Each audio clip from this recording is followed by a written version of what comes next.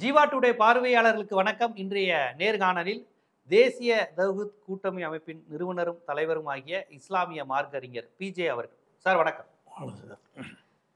Trump அவர்கள் பதவியேற்றது சர்வதேச அளவில் மிகப்பெரிய விவாத பொருளாக இருக்கு. இப்போ இடதுசாரிகள் கம்யூனிஸ்டுகள் எப்போயும் அமெரிக்காவை எதிராக பார்ப்பாங்க. அமெரிக்கா என்பது ஒரு ஒரு பிக் பிரதர், ஒரு வல்லாதிக்க மனநிலை கொண்டது. அப்படி சிறுபான்மை அமைப்புன்னு பார்க்கும்போது இஸ்லாமியர்கள் மத்தியில் இல்லைங்க, இந்த ஜார்ஜ் புஷ் இவங்க அமெரிக்கா எப்போவுமே இஸ்லாமியர்களை ஒரு தனிமைப்படுத்திக்கிற முயற்சியில் வேலை பார்க்குறது அமெரிக்காவுடைய அஜெண்டா. இவங்க தீவிரவாதியாக பார்க்குறது, எண்ணெய் வள நாடுகளை கொள்ளையடிக்கிறதுன்னு அவங்களுக்கு ஒரு தனியாக அரசியல் உண்டு. பொதுவாக ஏகாதிபத்திய எதிர்ப்பாளர்களும் அமெரிக்கா ஒரு பெரிய மனப்பான்மையில் எல்லா நாட்டு வளங்களையும் சுரண்டிக்கிட்டு இருக்கிறான். கேட்டால் நாங்கள் சன்னிசியா பிரச்சனையை சரி செய்ய வரோம் அப்படின்னு சொல்லி தான் பண்ணுறான். இது பொதுவாக அமெரிக்கா பற்றிய ஒரு பார்வை குறிப்பாக ட்ரம்ப்பை அமெரிக்காவினரே கொஞ்சம் அதிர்ச்சி அடையக்கூடிய நிலையில், அமெரிக்காவில் இருக்கக்கூடிய மேல்தட்டு வர்க்கமே பதறக்கூடிய நிலையில் பல்வேறு விஷயங்கள் வந்திருக்கு.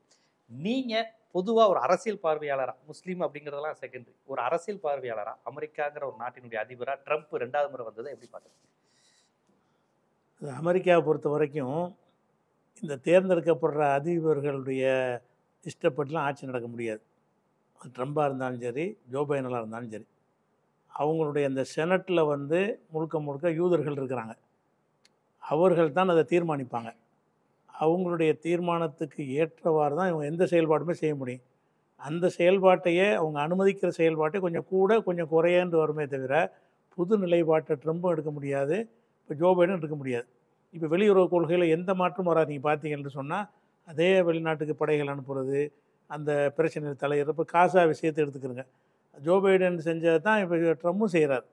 அந்த உதவிகள்லாம் சொல்ல போனால் அதிகமாக கொடுக்குறாரு இஸ்ரேலுக்கு. அது நிதியெல்லாம் நிறுத்துறதெல்லாம் கூட ஏதோ நிறைய எல்லாத்துக்கும் நிறுத்திட்டு இஸ்ரேலுக்கு மட்டும் நிறுத்தலைங்கிறார். இஸ்ரேலுக்கும் எகிப்துக்கு மாத்திரம் அந்த கொடுத்த உதவிகளை நிறுத்த மாட்டோம் அப்படிங்கிறார். எகிப்துக்கு ஏன் நிறுத்த மாட்டேங்கிறாருன்னா, அந்த பாலஸ்தீன் மக்களை அங்கே குடியமர்த்துவதற்கு பேச்சுவார்த்தை பண்ணிகிட்டு இருக்கிறாங்க, காசாவிலேருந்து அப்புறப்படுத்தி. அதுக்காக வேண்டி எகிப்தை விலை பேசுறதுக்காக செஞ்சுருக்கிறாங்க. இதுதான் தவிர மற்றபடி அமெரிக்காவுக்குண்ட ஒரு பாலிசி, உலகத்தை நம்ம கண்ட்ரோலில் வச்சுக்கிறேன்னு, அதுக்கு ஏற்றவாறு எல்லா நாடுகளையும் தலையிடணும், எல்லா நாடுகளுடைய பிரச்சனையும் நமக்கு எல்லோரும் பயப்படணும் அப்படிங்கிறத உண்டாக்கணும் என்பது தான் அமெரிக்காவுடைய. எந்த கட்சி வந்தாலும் 2 கட்சி தான், இருக்கட்சி ஆட்சி முறை தான். இந்த 2 அல்லாத 3வது ஒரு கட்சி வரக்கூடிய வழிமுறை அங்கே இல்லை. இருந்துச்சுன்னு சொன்னால் இந்த 2 பேருமே தோற்றுருப்பாங்க.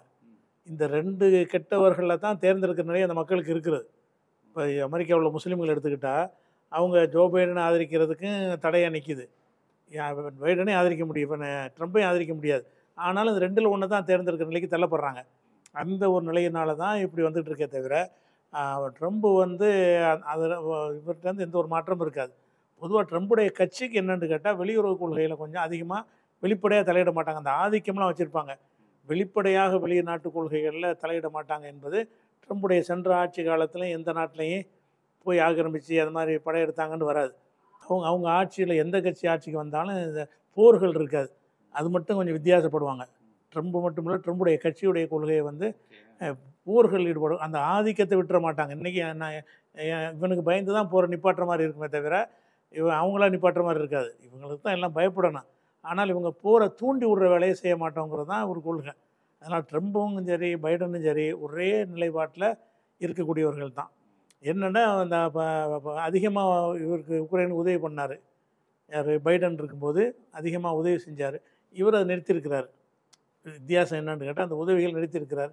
அதனால் அந்த போர் நிற்பதற்கு வாய்ப்பு இருக்கிறது. இந்த வெளிநாட்டுக்கு செய்கிற உதவிகளை கொஞ்சம் குறைச்சிருக்காருங்கிறத தவிர பெரிய மாற்றம்லாம் இல்லை. இவருடைய நடவடிக்கையினால் உக்ரைன் போர் நின்றோம், இஸ்ரேல், ஏன்னா அவரை சொல்லியிருக்காரு, நான் வந்தேன்னா எல்லா போரும் நின்றோம் அப்படிங்கிற மாதிரி சொல்லியிருக்காரு. அப்போ எல்லா போரும் நிற்க வாய்ப்பு இருக்கா? உக்ரைன் போர், இஸ்ரேலுக்கு பாலஸ்தீன் போர்லாம் அதில் என்ன நிற்கிறதுன்னு சொன்னால் என்னென்னு கேட்டாங்க, இவங்களுக்கு பொருளாதார ரீதியான சரி அடி விழுந்திருக்கு. அமெரிக்கா பல அதிகமான உலக வங்கியில் கடன் வாங்கின முதல் நாடாக அமெரிக்கா இருக்குது இன்றைக்கி. இத்தனைக்கு டாலர் அடிச்சடிச்சு விட்டு அவன் சம்பாதிக்க முடியும். அப்படி இருந்தும் கூட அந்த சவுதியிலேருந்து டாலர்லேருந்து ஒரு பெட்ரோல் விற்பது நிப்பாட்டினது, எந்த கரன்சிலையும் வாங்கலான்னு மாற்றிட்டாங்கல்ல, அதெல்லாம் வந்த பிறகு அமெரிக்காவுடைய பொருளாதாரத்தினுடைய இது பட்டு வீழ்ச்சியில் இருக்குது. அது மாதிரி இஸ்ரேல் வகைக்கு எக்கச்சக்கமான பொருளாதாரத்தை செலவு பண்ணி அதில் பாதாளத்தில் அமெரிக்கா இருக்குது. அந்த ஒரு காரணத்தினால தான் இவர் என்ன செய்கிறாருன்னு கேட்டால் அந்த உதவிகள்லாம் நிறுத்தும், எல்லா உதவியும் நிறுத்திட்டார். உலக சுகாதார அமைப்பு கொடுத்த WHO கூட கொடுக்க மாட்டேன்ட்டார். WHO வந்து இவங்க உதவியில் தான் இயங்கிட்டு இருந்துச்சு இந்த உலக சுகாதார மையம். அதனுடைய கூட ஃபண்டை கூட அது ஏதோ சீனாக்கு ரொம்ப ஃபேவரா இருக்கீங்கன்னு சொல்லி தான் நிப்பாட்டினாரு முத நாள். ஆனால் அதுதான் காரணமாக சொல்லிக்கிட்டாலும் அவங்கள்ட்ட இல்லை. பொருளாதார ரீதியாக ரொம்ப பள்ளத்தில் இருக்கிறாங்க. அப்படி பள்ளத்தில் இருக்கிறதுனால தான் பல உதவிகளை எல்லா உதவியும் நிறுத்துற காரணம் என்ன? உலக நாடுகள் அனைத்து நாடுகளுக்கும் அளித்த உதவிகள் பூராத்தையும் நிறுத்துகிறாங்க. நிறுத்தினா தான் நிர்வாகம் பண்ண முடியும். பைடன் அது வந்து பழைய நிலையில் போய்கிட்டே இருந்தார். இவர் வந்து தொழில் அதிபர்கள்லாம் கையில் வச்சுருக்காரு. எலான் மாஸ்க்லாம் இவர் கையில் இருக்கிறாங்க. அவங்களாம் தொழில்துறை ரீதியாக சிந்திக்கக்கூடியவர்கள். அவங்க கணித்து நம்ம இப்படி போனோம்னு சொன்னால் பொருளாதார ரீதியாக நமக்கு இழப்பு ஏற்படும், நம்ம நாட்டுடைய பொருளாதாரத்தை முதல் நிப்பாட்டுவோம் அப்படிங்கிற ஒரு விஷயத்தில் இவர் முன்னுரிமை கொடுக்குறார். அதனால தான் அந்த வெளிநாட்டாளர்கள்லாம் காலி பண்ணுறாரு. வெளிநாட்டாளர்களை காலி பண்ணது மூலமாக நம்ம அமெரிக்காவுக்கு லாபம் கிடைக்கிறதுல அமெரிக்க குடிமக்கள் அல்லாதவர்களுக்காக அமெரிக்காவுடைய பணம் செலவழிக்கப்படுது. இப்போ இந்தியாவில் 18 லட்சம் பேர் இப்போ அனுப்ப போகிறாங்க. 18 லட்சம் பேர் வந்து விசா இல்லாமல் அதை அனுப்ப போகிறாங்க. இவங்க இந்தியாவும் ஒத்துக்கிட்டான். அதை பேச்சுவார்த்தை நடத்தி அதை வாங்கி கொடுக்க முயற்சி பண்ணலை. பண்ணணும்ல, அதான டிப்ளமசி. அதான் பண்ணலை. அவங்க சிவசங்கர் போய் ஒத்துட்டு வந்துட்டார். அவங்க நாங்கள் ஏற்றுக்குவோம், எங்கள் மக்களை நாங்கள் வரவழைச்சிக்கிறோன்ட்டார். அப்போ அந்த வெளிநாடுகள்லேருந்து வந்தவங்களை வெளியேற்றுறது, வெளிநாட்டுக்கு உதவியை நிப்பாட்டுறது, அதுபோக வந்து அவங்க அந்த வல்லாதிக்கம்லாம் இப்போ தோற்று போன நிலையில் இருக்கிறாங்க. என்னன்னு கேட்டால், இஸ்ரேலுக்கு இவ்வளோ உதவிகள் செஞ்சும் கூட அவங்க நினச்ச வெற்றி அடைய முடியல. சின்ன ஒரு பகுதி காசாங்கிறது, சின்ன ஒரு குரூப்புங்கிறது ஹமாஸுங்கிறது, அவங்க கையில் இருக்கிற அந்த கைதிகளை போய் மீட்டுட்டு வர முடியலை. 1.5 வருஷத்துக்கு ஆகியும் கூட என்ன செய்ய முடியலன்னா, கைதிகளை இவங்களை பிடிச்சிட்டு போய் வச்சுருக்கிறான்ல, பிடிச்சிட்டு போய் வச்சுக்கிறாள் எடுத்துகிட்டு வர முடியாமல் அக்ரிமெண்ட் பண்ணி ஒப்பந்தம் பண்ணி அவன் 3 பேரை விட்டா நீ 30 பேர் விடுங்கிறான். 3 பேருக்கு 1000, ஒரு ஆளுக்கு 30 பேர். அதாவது ஒரு ஆள் இவங்க விட்டாங்கன்னு சொன்னால் அவங்க 30 பேரை வெளியிடணும். அவங்க காசாவிலேருந்து ஒரு கைதி விடுதலை செஞ்சாங்கன்னா பாலஸ்தீன்லேருந்து உள்ள 30 பேர் விடுதலை செய்யணும்னு அவங்க பழிஞ்சு வர்றாங்கன்னு சொன்னால் பட்டு அடியாக இருக்குது. அமெரிக்காவுக்கு வந்து இவ்வளோ ஆயுதங்களை கொடுத்தும் கூட இந்த ஒரு ஹமாஸுங்கிற ஒரு இயக்கத்தை கூட நம்மளால் ஒரு ஜெயிக்க முடியலை அப்படின்னு ஒன்று இருக்குது. அது மாதிரி இவ்வளோ ஆயுதங்களை அள்ளி குவித்து நேற்றவெல்லாம் உதவி செஞ்சும் கூட உக்ரைனால் வந்து ரஷ்யா வீழ்த்த முடியலை. உக்ரைனோட ரஷ்யாவோட நடக்கிற சண்டை வந்து உக்ரைன் சண்டை இல்லை, உலக நாடுகளுடைய சண்டை தான். அது நேட்டோ படைகளை வச்சு தான் செய்கிறாங்க. ஆயுதங்கள் பூரா அவங்களோட ஆயுதம் தான். அப்போ எல்லா நாடும் சேர்ந்து, ஈரானும் ரஷ்யாவும் மட்டும்தான், சைனா கூட தார்மீக ஆதரவு தான். ரஷ்யாவுக்கு ஆயுத உதவிகள்லாம் சைனா செய்யலை. முழுக்க முழுக்க ஈரானும் ரஷ்யாவும் தான் அதை ஃபேஸ் பண்ணுறாங்க. ஒட்டுமொத்த உலகமே சேர்ந்தும் கூட நமக்கு வந்து வீழ்த்த முடியலை அப்படின்னோடனே அமெரிக்கா தன்னுடைய பலவீனத்தை உணர்ந்து இனிமேல் நம்ம அந்த மாதிரி விஷயத்துக்கு போக வேண்டியது இல்லை, இனிமேல் என்னத்தை செஞ்சாலும் நமக்கு பின்னடைவு தான்ங்கிற காரணத்தினால தான் அதை சில விஷயங்களை வேணான்னு முடிவெடுத்துருக்குறாங்க. நல்ல செழிப்பாக இருந்தால் உதவி செய்வாங்க, பொருளாதார உதவி செஞ்சு அதை எப்படியாவது யுத்தத்தில் ரஷ்யா வீழ்த்துறது முக்கியமான கொள்கை. 2வது ஒரு ஆண்டு ஒன்று இல்லாமல் போயிரும்ல. இப்போ அமெரிக்கா ரஷ்யான்னு பேசுகிறது இல்லாமல் போகிறது தான் அவங்களுடைய நோக்கம். அது போகணுமா இருந்தால் இப்போ உக்ரைனில் ரஷ்யா வீழ்த்தப்படணும். ரஷ்யா வீழ்த்துவதற்கு எல்லா வேலையும் செஞ்சாங்க. செஞ்சியும் கூட ரஷ்யாவுடைய அடி வந்து அதை தாக்கு பிடிச்சி இப்போ கொஞ்சம் முன்னேறிட்டு போயிருக்காங்க. ரஷ்யாவுடைய தான் ஓங்கி இருக்குது. அப்போ இதில் ரஷ்யா வந்து ஜெயிச்சிரும்னு இருக்குமே, ஆனால் அமெரிக்காவுக்கு பெரிய அடியாக இருக்கு. அதனால போர் நிறுத்தம் பண்ணியிருக்காங்க. அதனால பக்குவமாக வந்து இல்லை. இன்னொரு விஷயம் சொல்கிறாங்க, ட்ரம்ப் வந்து மற்ற அமெரிக்க பொலிட்டிக்கல் பிஹேவியர்ல இருந்தே விலகினவர், ரஷ்யாவை அவ்வளோ எதிரியா பார்க்கலங்கிறாங்களே. பொதுவாக இவரே ரஷ்யாவோட ஒரு ஆதரவாளர், நண்பருங்கிற மாதிரிலாம் விமர்சனத்தை பைடன் வச்சாரு. இவருமே ரஷ்யாவை மற்ற அமெரிக்கன்ஸ் மாதிரி ஒரு எதிரியா பார்ப்பாங்களா, அந்த மாதிரி ஒரு பார்க்கலங்கிறாங்களே, அது உண்மையா? அது இல்லை. உண்மையான காரணம் என்னன்னு கேட்டால், சென்ற தேர்தல் நடந்துச்சு இல்லையா, பைடனுக்கு இவருக்கும் போட்டி நடந்துச்சுல, அந்த தேர்தலில் வந்து உள்ள அமெரிக்காவுக்குள்ள சைபர் வேலைகள் செஞ்சு ட்ரம்ப் வருவதற்கு ரஷ்யா உதவி செஞ்சாங்க. ஆமா, அது உண்மைதானா? அது உண்மைதான். அதனால ஆனால் ஜெயிக்க முடியல. பைடன் ஜெயிச்சிட்டாரு. ஆனால் ட்ரம்ப் தான் வரணும் என்பதற்காக வேண்டி நிறைய அண்டர் கிரவுண்ட் வேலைகள் ரஷ்யா உதவி செஞ்ச நன்றி கடன் அவருக்கு இருக்குது. பைடனுக்கு வந்து நம்ம வருவது இந்த 2 பேரில் ஒரு கணக்கு பண்ணி பார்க்குறாங்க. பைடனை விட இவர் வெளியுறவு கொள்கையில் கொஞ்சம் ஈடுபடாத ஆளுக்கு வந்தால் நல்லதுன்னு ரஷ்யா நினைக்குது. எப்படியாவது ட்ரம்பை கொண்டு வரணுங்கிறதுக்காக வேண்டி அவங்க சைபர் தாக்குதல் மூலமாக சில வேலைகள்லாம் செஞ்சு பிரச்சாரத்தின் மூலமாக சில உதவி செஞ்சாங்க ட்ரம்புக்கு.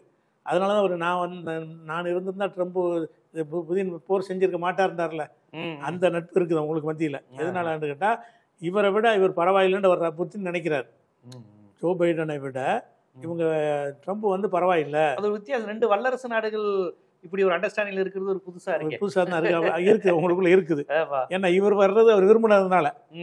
அவர் பைடனை வீழ்த்துவதற்கு அவர் உதவி செஞ்சார், ஆனால் வீழ்த்த முடியல அந்த தேர்தலில். உலகமே இவங்க 2 பேரோட சண்டை தானே, யார் பெரிய ஆளுங்கிற சண்டை தான். ஆமாம். ஸோ அதனால அப்படி ஒரு சூழல்ல போயிட்டு இருக்கு. அந்த பொருளாதார வீழ்ச்சியும் ட்ரம்ப் அப்படி யோசிக்க வைக்கும். பொருளாதார வீழ்ச்சி கடுமையான வீழ்ச்சி. அவங்க பெரிய பெரிய அதலத்துக்கு போவாங்க. அது வேற, இவங்க பிரிக்ஸ் வேற நினைச்சிருக்காங்க. ஆமா, ஒரு புது நாணயம் வெளியிட போறேன். ஆமா, பண்ணா நான் டாக்ஸ் போட்டு உங்களை எல்லாரும் இது பண்ணிடுவேன். பிரிக்ஸ்ல புது நாணயம் பண்ணீங்கன்னா பிரிக்ஸ்ல இருக்க எல்லா நாடுகளும் இங்க ஒரு வியாபாரம் அமெரிக்கால பண்ண முடியாது, டாக்ஸ் எக்கச்சக்கமா போட்டுருவேன்னு மிரட்டிருக்காரு. அது மிரட்டினானுங்க. நம்ம சிந்திச்சு பார்த்தோம்னு சொன்னா அமெரிக்காவுடைய சந்தை எவ்வளவு பெருசு, அமெரிக்காவுடைய மக்கள் தொகை என்ன, சைனா மக்கள் தொகை என்ன? அமெரிக்காவுடைய மக்கள் தொகை 15 கோடியா? அவ்வளவுதான். சைனாவில் 150 கோடி இருக்கிறானே, இந்தியாவில் 140 கோடி பேர் இருக்கிறானே. அப்போ இந்த வரி போட்டு அவனுக்கு இறக்குமதி செய்யக்கூடிய ஜாமான் கொஞ்சமாக இருக்கு. அமெரிக்கா என்னத்தை போட்டு இறக்குமதி வரி போட்டு போகிறான்? ஒரு 15 கோடி பேருக்கு உள்ள ஜாமானை தான் அவனுக்கு வரி போட்டு உயர்த்த முடியும். அது ஒரு சந்தையாக இருக்குது உலகத்துக்கு. பெரிய பெரிய சந்தைகள் இருக்குது உலகத்தில். ஜாமான்லாம் விற்கிறதுக்கு வந்து நம்ம சைனாவில் விற்பான், இந்தியாவில் விற்குவான், சவுதி அரேபியாவில் உலக நாடுகள்லாம் விற்பனை செய்வான். இவர் ட்ரம்ப் வரி போடுறது அமெரிக்காவுக்கு வர்றதுக்கு தானே போடுவார். அமெரிக்காவில் அவர்களுக்கு பாதிப்பு வந்து பெரிய பாதிப்பாக இருக்காது.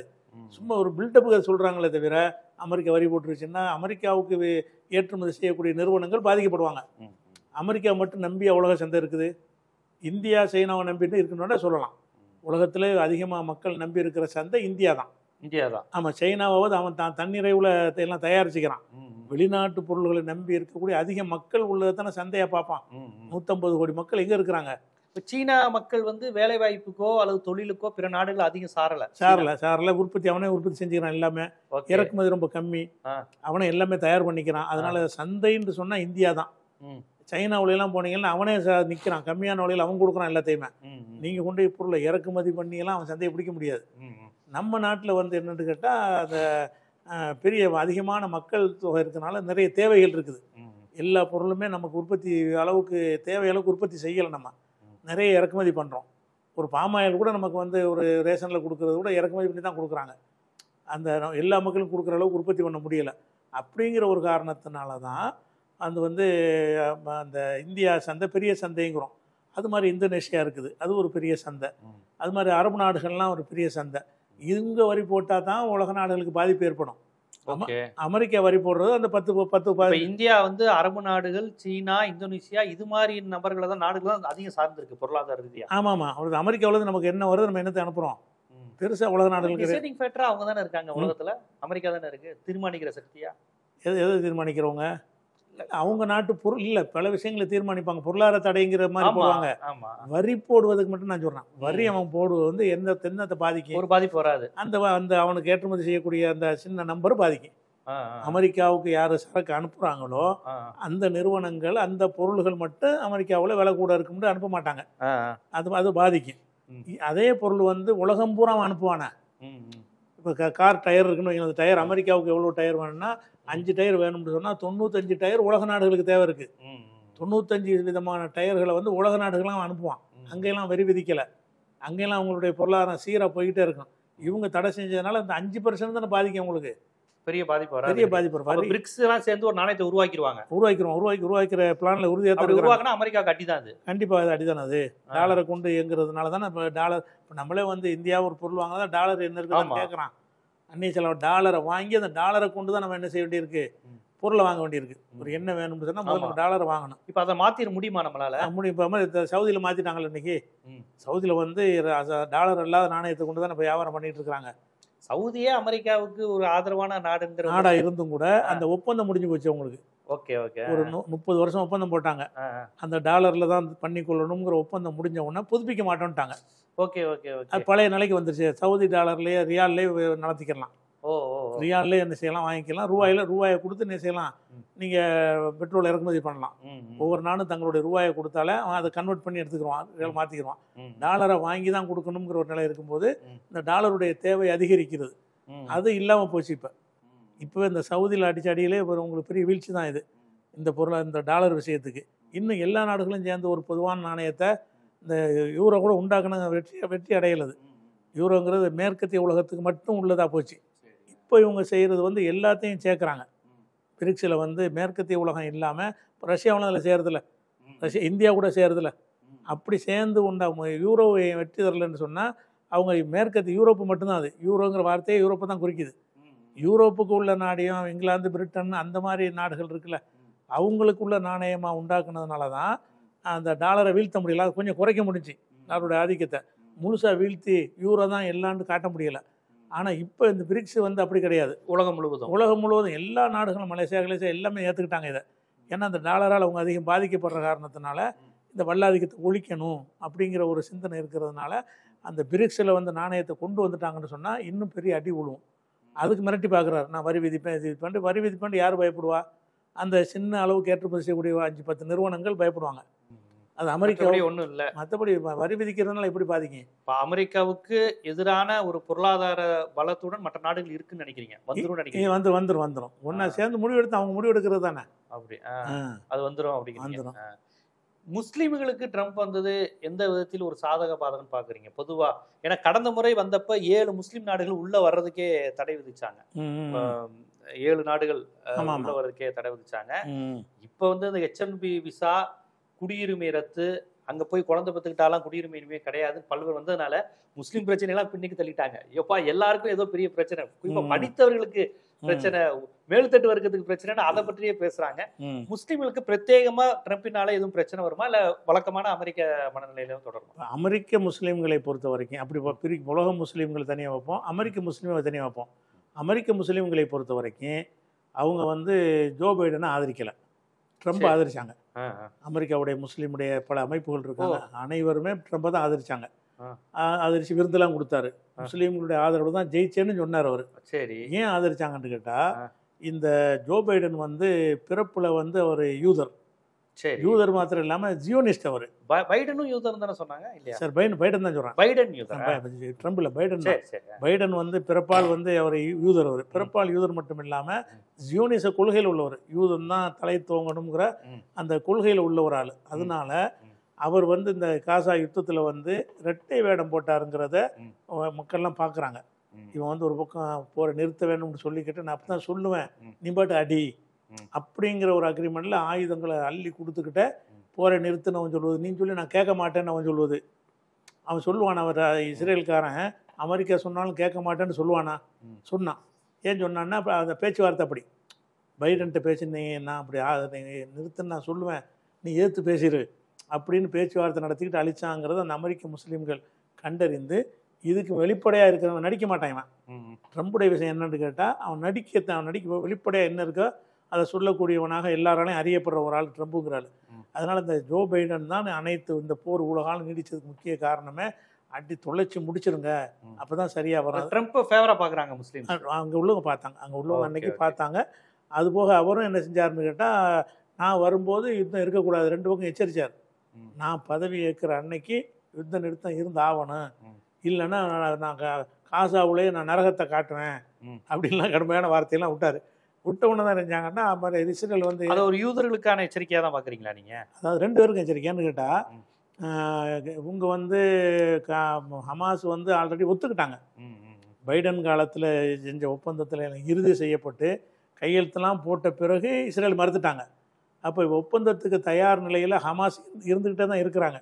மறுத்தது வந்து இஸ்ரேல் மட்டும்தான். ஆனால் 2 பேரும் தான் எச்சரிக்கை விட்டார். ஆனால் அவங்க தான் ஆல்ரெடி ஒத்துக்கிட்டு இருக்கிறாங்களே. இப்போ ஹமாஸை பொறுத்த வரைக்கும் இந்த விடுதலை செய்கிற விஷயத்தை இப்போ செஞ்சுருக்கிற இந்த விஷயம் இருக்குதுல்ல, இது வந்து ஓராண்டுக்கு முன்னாடியே போடப்பட்டு நாளைக்கு யுத்த நிறுத்தம் வரும்னு பேசிக்கிட்டாங்கல்ல, அந்த மாதிரி ஒத்துக்கிட்டு வந்து நெத்தனியாக கடைசியில் பல்டிச்சிட்டார். அந்த ஒப்பந்தம் இப்போ திருப்ப அமலாக இருக்குது. அப்போ அவன் ஒப்பந்தத்துக்கு தயாராக அவன் இருக்கிறான். ஏற்றுக்கொண்ட வகையில் வந்து ஹமாஸ் ரெடியாக இருக்கிறான். ஒத்துக்கிறாதால் இஸ்ரேல் மட்டும்தான். ஆனால் அங்கே யூதர்களுடைய ஆதிக்கம் இருக்கிற காரணத்தில் 2 பேரையும் கண்டிக்கிற மாதிரி தான் டயலாக் போடணும். என்ன செய்யறான்னு 2 பேருக்கும் நான் எச்சரிக்கிறேன், ஒருத்தன் தான் நிறுத்த வேண்டிய நிலையில் இருக்கிறான். இது ஹமாஸ் நிறுத்துறதுக்கு என்ன இருக்குது? பாதிக்கப்பட்டவன் பாதிப்பு ஏற்படுத்துறவன் 2 பேரையும் சமமா பார்க்கறதே ஒரு தப்பு தான். ஆனால் வந்து ஹமாஸ் நிறுத்துவதற்கு என்ன இருக்குது? இவன் தான் போய் தாக்குதல் பண்ணுறான். அவன் வந்துக்கிட்டு இஸ்ரேலுக்குள்ள வந்து போர் செய்யலை. நிறுத்தல் என்ற ஒரு செயலை செய்கிறதே வந்து இஸ்ரேலுக்கு மட்டுமான. ட்ரம்ப் இப்போ யார் பக்கம் ஃபேவராக இருக்காரு, இஸ்ரேலுக்கா பாலஸ்தீனுக்கா? இப்போ வந்து இஸ்ரேலை சிலதை கடுமையாக எச்சரிக்கிறாரு. இந்த யுத்த நிறுத்தத்தை கொண்டு வந்ததே வந்து ட்ரம்புடைய அழுத்தம் தான். ட்ரம்புடைய அழுத்தம் தான் கண்டிப்பாக நிறுத்தி ஆகணும் அப்படின்னு சொல்ல ஒரு விஷயம். அதுக்கு பிறகு இப்போ நடந்துக்கிட்டு இருக்கிற இந்த கைதி பரிமாற்றம்லாம் நடக்குதுல்ல, இதுகள்லாம் முழுக்க முழுக்க இஸ்ரேலுக்கு பாதிப்பான விதி தானே. அந்த சரத்தெல்லாம் பார்த்தீங்கன்னா அவங்க ஒரு ஆளை விடுவாங்களாம், இவங்க 30 பேர் விடணுமா. யாருக்கு வாங்கியிருக்கப்ப? அதாவது ஹமாஸ் வந்து ஒரு ஆளை கைதி விடுதலை செஞ்சாங்கன்னா இவங்க 30 பேர் 1க்கு 30ங்கிற கணக்கில் என்ன செய்கிறாங்க, வந்து அவங்க ஒப்பந்தம் பண்ணியிருக்கிறாங்க. அப்போ 3 அதுவே கொஞ்சம் பாலஸ்தீனத்துக்கு சார்பானது தான். பாலஸ்தீன் சார்பான அவங்க எதுவும் வாங்கியிருக்குன்னு அர்த்தம். அவன் மொத்தமாக அழிப்போம் தொடப்போம்னு சொன்னவன் அவங்கள ஏற்றுக்கொண்டு அவன் கண்டிஷனுக்கு இறங்கி வந்து நீ ஒரு ஆளை கூட 30 பேரை நான் விடுறேங்கிற அளவுக்கு வர்றாங்கன்னு சொன்னால் அவங்க தான் பலவீனப்பட்டிருக்கிறாங்க. அது நல்லா தெரியுது. அந்த பலவீன நிலைக்கு வந்து இஸ்ரேல் ஒத்துக்கிற வச்சது ட்ரம்ப் தான். அப்படி இல்லாமல் இருந்தால் அவங்கள ஒழிக்க முடியாது. ஏன்னு கேட்டால் இவங்களுக்கு இப்போ என்னென்னு அதிசயமாக பார்க்குறாங்க, எப்படின்னு கண்டுபிடிக்க முடியலை. இந்த கைதிகளை சும்மா அழகாக ஃப்ரெஷ்ஷாக வர்றாங்க, விடுதலை செய்கிற ஆளுக்கெல்லாம் எங்கே கொண்டே வச்சுருந்தாங்க. சல்லடை போட்டு இஸ்ரேல் தேடுறான், அவ்வளோ நவீன கருவிகளை வச்சு தேடுறான். இவங்களை எங்கே கொண்டே வச்சுருந்தாங்கன்னு கூட கண்டுபிடிக்க முடியாத அளவுக்கு அவங்க ஒரு இயங்குறாங்கன்னா உலகத்தில் இப்படி ஒரு அந்த மாதிரி ஒரு டீமை பார்க்கவே முடியாது. உலக சரித்திரம் 450 நாளாக தேடி கண்டுபிடிக்க முடியல. 450 நாளாக இவன் கைது செஞ்சுட்டு போனவங்கள எங்கே வச்சுருக்கிறான்.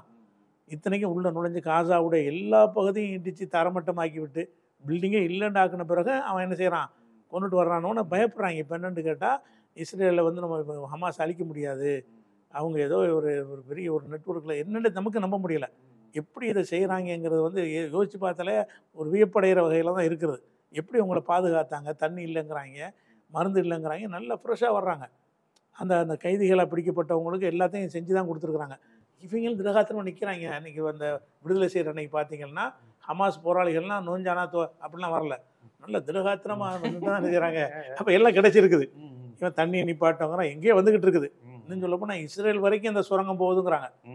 இஸ்ரேல்லேருந்து கூட ஜாமானை கொண்டு வந்துடுவாங்க. உள்ளே நுழைஞ்சி சுரங்கம் வந்து இஸ்ரேலுக்குள்ளே நுழைஞ்சி பொருள்களை கொண்டு வந்து சேர்க்குற அளவுக்கு இருக்குது. வேறு நாடுகளில் கூட அந்த கைதிகளை வச்சுருப்பாங்க. சுரங்கத்தின் வழியாக போய் ஈரான்லேயோ லெபனான்லேயோ கூட அந்த கைதிகள் வைக்கப்பட்டிருக்க கூட வாய்ப்பு இருக்குது. அதனால் எனக்கு கண்டுபிடிக்க முடியலை.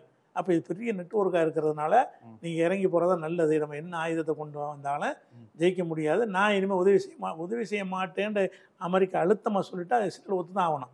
வேற வழி இல்லை. இஸ்ரேலுடைய சொந்த பலத்தில் அவங்கள ட்ரம்ப் அதனால தான் முஸ்லீம்கள் சரி இதுக்கு இவர் பரவாயில்லன்னு ஆதரிக்கிறாங்க. பரவாயில்லன்னு ஆதரிச்சாங்க. அது ஒரு இப்போதைக்கு ஒரு சரியான நிலைப்பாடு தான். அவருக்கு பரவாயில்லை. ஆனால் அந்த இஸ்ரேலுக்கு வந்து 2000 பவுண்டு எடை கொண்ட வெடிகுண்டுகளை பைடன் காலத்தில் தடுத்து வச்சுருந்தாங்க. இவர் இப்போ கொடுக்குறாரு. அது மட்டும் அப்போ இதுக்கு திருப்பி அச்சுறுத்துற மாதிரி தானே இருக்குது. ஆமாம், அதை கொடுக்குறேன்னு சொன்னாலும் அதை போடுவதற்கு அனுமதிக்க மாட்டார். கொடுப்பார். எதுக்குன்னா அந்த இவங்களை திருப்தி பெறுவதற்கான கொடுத்து. ஆமாம், தாக்குதல் பண்ணாத நிறுத்துன்னு சொல்லுவது. அந்த ஆயுதம் அவங்கள்ட்ட இருக்கு, அதை யூஸ் பண்ணுறதை கண்டிப்பாக ட்ரம்ப் அனுமதிக்க மாட்டேன்னு நான் நினைக்கிறேன். ஏன்னா இந்த ஆயுதங்கள் கொடுக்கும்போதெல்லாம் கண்டிஷனோட தான் கொடுப்பாங்க. இப்போ உக்ரைனுக்கு நிறைய ஆயுதம் கொடுத்தாங்க, எல்லாமே கண்டிஷன் கொடுத்தா இவங்க தான் அதை தீர்மானிப்பாங்க எப்போ பயன்படுத்தணும் அப்படிங்கிற மாதிரிலாம் இருக்குல்ல. அந்த கண்டிஷனில் கொடுக்கறதுனால அது ஏதோ இந்த அங்கே உள்ள யூதர்களை திருப்திப்படுத்துவதற்காக வேண்டி அதை கொடுக்குறாங்களே தவிர அதை வந்து அதை பயன்படுத்துறதுக்கு 2000 பவுண்டெல்லாம் போட்டு அடித்தான்னா சுத்தமாக பல 100 கிலோமீட்டர் உள்ளே போயிடும். அவ்வளோ ஆழமாக போய் இந்த சுரங்கமாக இருந்தாலும் அழிச்சிடும். அந்த மாதிரி குண்டுகளை தான் கொடுத்துருக்கிறாரு. கொடுத்தாலும் அதை பயன்படுத்த அனுமதிக்க மாட்டாருன்னா என்னுடைய பார்வையாக இருக்குது. கண்டிப்பாக அமெரிக்கா பற்றி ரொம்ப இது ஒரு வித்தியாசமான பார்வை தான். அமெரிக்கா பற்றி எல்லாருக்கும் ஒரு பார்வை உண்டு, கம்யூனிஸ்டுகளுக்கு பார்வை உண்டு, அமெரிக்கா எதிரி. அப்புறம் இன்னொரு பக்கம் முஸ்லீம் நாடுகளுக்கு அமெரிக்கா தான் நமக்கு எதிரி. அந்த ஒரு கண்டிப்பாக எதிரி தான். ஆனால் அந்த இரண்டை தவிர மூணாவது சாய்ஸ் நமக்கு இல்லையே, வாய்ப்பு இல்லை. அமெரிக்காவில் பைடனா ட்ரம்பா அப்படிங்கிறப்ப இந்த ஜனநாயக கட்சியா குடியரசு கட்சியா மூணு கட்சி 5 கட்சி வரலாம்னு இருந்தால் தான் செய்யலாம். 2 கட்சி ஆட்சி முறைங்கிறது ஒரு விதமான சர்வாதிகாரம் தான். இந்த 2 அல்லாத ஒன்று வேணும்னு நினைக்கக்கூடிய மக்கள் தான் அதிகமாக இருக்கிறாங்க அமெரிக்காவில். ஆனால் அவங்களுக்கு அந்த சான்ஸ் வழங்கப்படலை. கண்டிப்பாக இந்த 2 தான் தேர்ந்தெடுக்குன்னு வரும்போது என்ன செய்கிறாங்கன்னா 2ல் 1 என்ன செய்வாங்க, இவனை எடை போட்டு பார்ப்பாங்க. அவன் 80 இவன் 85 இவனை தேர்ந்தெடுத்துக்கு கொண்டுருவாங்க. கண்டிப்பாக ரொம்ப ஒரு முக்கியமான அரசியல், கொள்கை சார்ந்த அரசியலை விட பல நேரங்களில் டிப்ளமேட்டிக்காகவும் முடிவெடுக்க வேண்டியது இருக்குது. அந்த சாதுரியம் நமக்கு கண் முன்னால் இருக்க வாய்ப்புகள்ல ஏதாவது ஒன்று எடுக்க முடியும். அதில் ட்ரம்பை எப்படி பிற நாடுகள் பார்க்கணும், இடதுசாரி நாடுகள் எப்படி பார்க்கணும், முஸ்லீம் நாடுகள் அங்க இருக்கக்கூடிய முஸ்லீம் அதில் பரவாயில்ல. அவருடைய செயல்பாடு வந்து இந்த வெளிநாட்டு ஆட்களை ஏற்றுக்கிற கூடாதுங்கிற கொள்கை இருக்குல்ல, அது வந்து எல்லா நாட்டிலையுமே இருக்குது. இந்தியாவில் யாராவது வர முடியுமா? இந்தியாவில் வந்து ஒரு வெளிநாட்டுக்காரன் வந்து குடியேறணும் கொடுப்பாங்களா? மெக்சிகோ சுவர் கட்டுறதையும் ஆதரிக்கிறீங்களா? ஸோ அவன் அங்கேருந்து நான் வர்றாங்கன்னா அவன் தன்னை இவனுக்கு தானே சோறு கட்டிக்கிறான். அதாவது சோறு கட்டுறதுங்கிற அந்த நாட்டுக்குள்ளே நுழையிற ஆக்கிரமிப்பை வராது. ஏன் நாட்டுக்குள்ளே எல்லையில் நீங்கள் வந்து நுழைஞ்சிடுறீங்க அப்படின்னு அவன் தன்னை காத்துக்கிறதுக்கு இந்தியா வேலி போட்டு தானே வச்சுருக்குது. இந்தியாவும் பாகிஸ்தான் பங்களாதேஷ் பக்கம்லாம் அங்கே முள்வேலி கரண்ட் வேலி தான் போட்டு தானே வச்சுக்கிறாங்க. அது மாதிரி வேலி போட்டு இருக்கிற நாடுகள் நிறைய இருக்கிறது.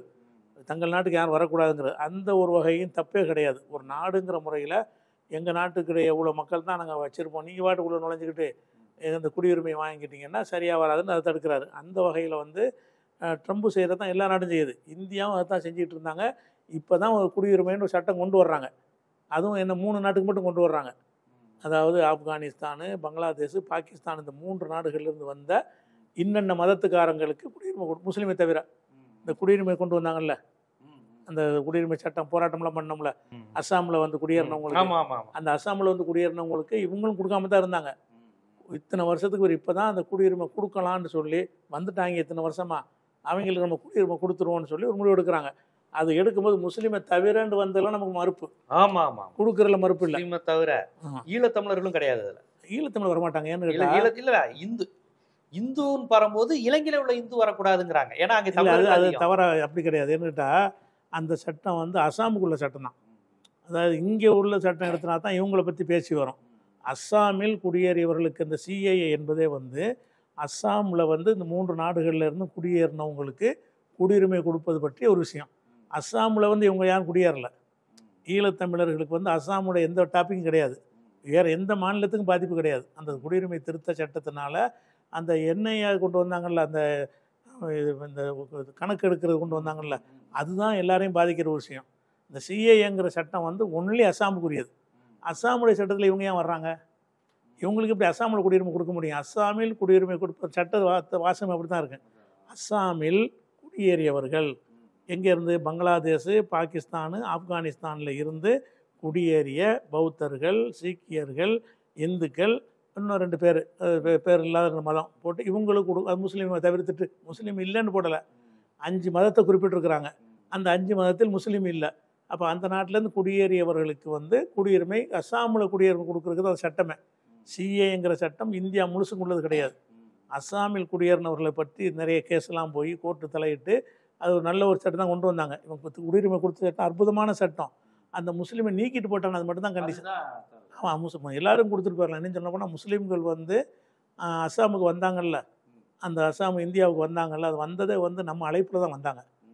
பங்களாதேஷ் வந்தாங்களே, அந்த பங்களாதேஷ் பாகிஸ்தான் சண்டை நடந்துச்சுல, பாகிஸ்தான் 71 நடந்து இந்திரா காந்தி படையெல்லாம் அனுப்பி அதை வந்து ஜெயிச்சாங்கல்ல, அந்த கலவரம் நடந்துக்கிட்டு இருக்கும்போது தான் இந்திரா காந்தி அழைச்சாங்க. நீங்கள் வந்து பங்களாதேஷில் உங்களுக்கு அச்சுறுத்தலாக இருக்கக்கூடியவங்க இந்தியாவுக்கு வந்துடலாம் அப்படி இந்திய வாசலில் திறந்து வச்சாங்க. அந்த நேரத்தில் தான் பங்களாதேஷ் முஸ்லீம்கள் நிறைய உள்ளே வந்தாங்க. வந்தவொன்னே அந்த யுத்தம் முடிஞ்சோன்னு அன்னைக்கு அனுப்பி விட்டுருந்தா வீடு வாசலுக்கு போயிருப்பான். வந்த யுத்தம் முடிஞ்சிருச்சு, இப்போதைக்கு அவன் நாட்டுக்கு போன்னு சொன்னால் அவன் வீடு வாசல் அங்கே இருக்கும். இவங்க நினைச்சிட்டாங்க நான் வந்தவனை பேசாமல் விட்டுட்டாங்க. பல வருடங்கள் இருந்துட்டான்.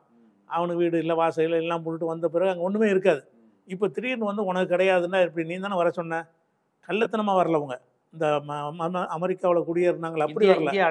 இந்தியா அழைச்சி தான் வந்தாங்க. இந்தியா ஓப்பனாகவே டிக்ளேர் பண்ணி அறிவித்தாங்க, நீங்கள் வரலாம், நீங்கள் அகதியை நீங்கள் பயப்பட வேண்டியதில்லை, உயிருக்கு பயப்படக்கூடியவர்கள் இந்திய எல்லைக்குள்ளே நுழைஞ்சிக்கிறங்கன்னு அறிவித்த பிறகு தான் பங்களாதேஷ் முஸ்லீம்கள் நிறைய வந்திருக்கிறாங்க. மாற்று கருத்து இல்லை. அப்போ வந்து பங்களாதேஷில் வந்து முஸ்லீம்களை தவிர்க்கிறதுக்கு மற்றவங்களை தவிர்க்கிறதுக்கு நியாயம் இருக்குது. ஆப்கான்லேருந்து வந்தவன் ஏன்டா வந்தால் நம்ம கேட்கலாம். ஆனால் முஸ்லீமை தவிர்க்கிறதுக்கு நியாயம் கிடையாது. வர சொன்னதே நீங்கள் தான். வர சொன்ன நம்ம தான் வர சொல்லியிருக்கிறோம். அந்த நாட்டை பிரிக்கிறதுக்கு ஏற்பாடு செஞ்சு நம்ம தான் கொடுத்தோம். நம்ம நாட்டு இராணுவம் தான் போய் பங்களாதேஷ் என்ன செஞ்சு பாகிஸ்தான்லேருந்து பிரித்து பங்களாதேஷ் ஒரு நாட்டை உண்டாக்குனது இந்திரா காந்தி காலத்தில் தான். அதெல்லாம் செஞ்சு விட்டு அந்த நேரத்தில் விரட்டி விடாமல் கொடுக்க விட்டே கூட இருக்கலாம். கொடுக்கணும் அவசியம் கிடையாது. நான் நேரத்தில் ஒரு அவசியத்துக்கு நாங்கள் அடைக்கலம் கொடுத்தோம், இப்போ இந்த நிலை மாறிடுச்சு, தனி நாடு ஆகிடுச்சு, இப்போ உங்கள் நாட்டுக்கு போங்கன்னு அனுப்பியிருந்தா அவன் வீடு வாசலுக்கு போயிருப்பான். ஏதாவது அவன்கிட்ட விட்டுட்டு வந்த எச்சம் சொச்சங்கள்லாம் வச்சுருப்பான்ல. இப்போ போச்சுன்னா என்ன செய்வாங்க? எத்தனை வருஷம் ஆச்சு? 50 வருஷத்துக்கு பிறகு போண்டா எங்கே போவான்? உனக்கு இல்லைங்க. இது ட்ரம்ப் இந்த மாதிரி நடவடிக்கையில் ஈடுபடல. ட்ரம்ப் என்ன செய்கிறாருன்னு கேட்டால், அவர் நாட்டுக்குள்ளே வர்ற எல்லா நாடுகளும் இந்த முடிவை தான் எடுப்பாங்க.